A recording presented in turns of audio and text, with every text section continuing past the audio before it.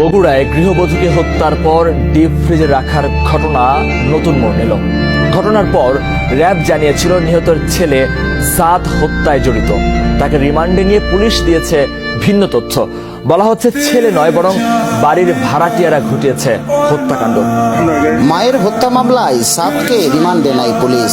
তবে তদন্তের এক পর্যায়ে পুলিশ বলছে হত্যাকাণ্ডের সঙ্গে সাদের জড়িতের প্রমাণ মেলেনি।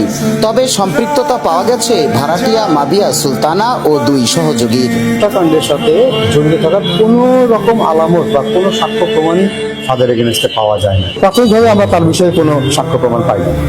পুলিশ জানায় বাসা থেকে খোয়া যাওয়া রাউটার এবং মোবাইলের সূত্র ধরে প্রথমে আটক হয় মাবিয়ার সহযোগী মাদক কারবারি মোসলেম। তার দেয়া তথ্যে ধরা পড়ে মাবিয়া ও আরেক সহযোগী সুমন রবি দাস।